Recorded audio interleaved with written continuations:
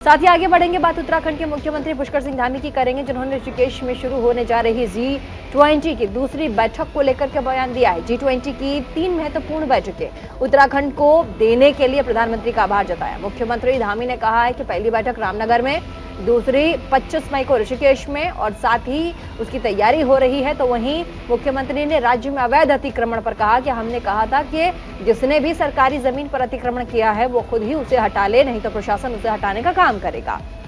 साथ ही अतिक्रमण हटाने का काम लगातार जारी है। जबकि चारधाम यात्रा पर मुख्यमंत्री धामी ने कहा कि पिछले साल लगभग 50 लाख के करीब श्रद्धालुओं ने चारधाम यात्रा की थी। इस बार 1 महीने की यात्रा में ही रिकॉर्ड बन चुका है। ज्यादा श्रद्धालु यात्रा के लिए आ रहे हैं। हम श्रद्धालुओं से अनुरोध करेंगे कि मौसम का पुनर्नुमान लेकर ही यात्रा करें। साथ ही पुष्कर सिंह धामी जल्द मिलने वाली राज्य की पहली वंदे भारत ट्रेन पर कहा उन्होंने कि प्रधानमंत्री मोदी देश के प्रधानमंत्री बने हैं, तब से उत्तराखंड को कई सौगातें उन्होंने दी हैं। उसी सौगात की कड़ी में वंदे भारत जुड़ गया है। मैं इसके लिए प्रधानमंत्री और रेल मंत्री को धन्यवाद देता हूं। प्रधानमंत्री जी का धन्यवाद करता हूं कि उन्होंने हमारे राज्य को 3 G20 की बैठकें हमको यहाँ पर ऑर्गेनाइज करने का अवसर प्रदान किया। पहली बैठक हमारी रामनगर में हो चुकी है और बहुत शानदार बैठक रही।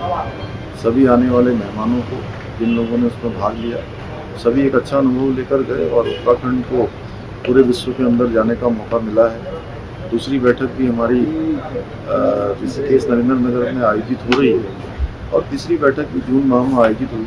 दूसरी बैठक के लिए भी हम पूरी तरह से तैयार हैं और आने वाले मेहमानों का स्वागत करेंगे। यहाँ की जो विशेषताएँ हैं, जो यहाँ का वैशिष्ट है, जो किया हुआ कार्य है, या जो चीज़ें पूरे विश्व के अंदर जानी थी, उत्तराखंड की पहचान, उत्तराखंड की जो हमारी समृद्ध सांस्कृतिक विरासत है, इन सबको विश्व के अंदर ले जाने के हमारे पास अच्छा अवसर मिला है। तो G20 के सभी लोगों के स्वागत के लिए और अपनी पहचान को और समृद्ध बनाने के लिए हम लोग तैयार हैं। हमने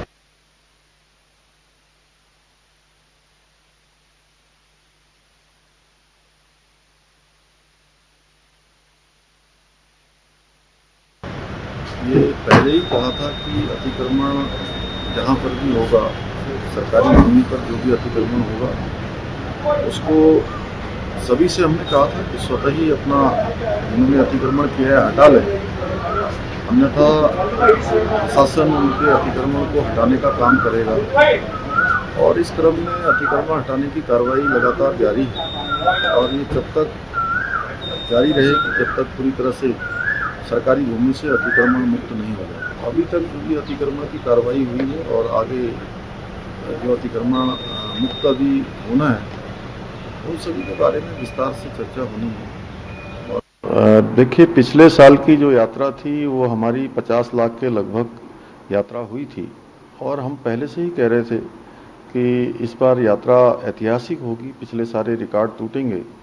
उस दिशा में यात्रा आगे बढ़ रही है। श्रद्धालुओं का आना जाना लगातार चल रहा है। एक रिकॉर्ड अभी तक बन चुका है 1 माह की यात्रा में और हमारा प्रयास है कि सभी श्रद्धालु, सभी तीर्थयात्री जो भी आ रहे हैं, उनको ठीक प्रकार की यहाँ पर सहूलियत मिले, उनकी यात्रा आसानी से हो, किसी प्रकार की कोई परेशानी न हो। क्योंकि यात्रा चूँकि यमुनोत्री की हो, गंगोत्री की हो या केदारनाथ जी की, बद्रीनाथ जी की यात्रा, चूँकि बड़ा हमारा भौगोलिक थोड़ा सा कठिन क्षेत्र है, हिमपात भी लगातार होता रहा है, बीच बीच में मौसम भी खराब होता है, लेकिन उसके बावजूद भी यात्री लगातार आ रहे हैं। फिर भी हम सभी से अनुरोध करेंगे कि अपने स्वास्थ्य का पूरा परीक्षण करके यहाँ पर आएँ और स्वास्थ्य अगर ठीक नहीं है तो यात्रा रुक के करें और मौसम की भी जो भविष्यवाणी है, मौसम का पूर्वानुमान है, उसके बारे में भी जानकारी प्राप्त कर लें। क्योंकि मौसम ठीक न होने की दशा में कई बार परेशानियों का सामना करना पड़ता है, लेकिन उसके बावजूद भी उत्तराखंड सरकार पूरी तरह से सभी श्रद्धालुओं का, सभी तीर्थयात्रियों का, सबका स्वागत करने के लिए तैयार है। जब से 2014 से हमारे देश के प्रधानमंत्री आदरणीय मोदी जी बने हैं, तब से लेकर उत्तराखंड को अनेकों सौगातें मिली हैं। उस सौगात की कड़ी में वंदे भारत भी जुड़ गया है। मैं उसके लिए माननीय प्रधानमंत्री जी का दिल की गहराइयों से उनका अभिनंदन करता हूं, उत्तराखंड की देवतुल्य जनता की तरफ से, कि उन्होंने वंदे भारत की सौगात दी है। साथ में रेल मंत्री जी का भी धन्यवाद करता हूँ।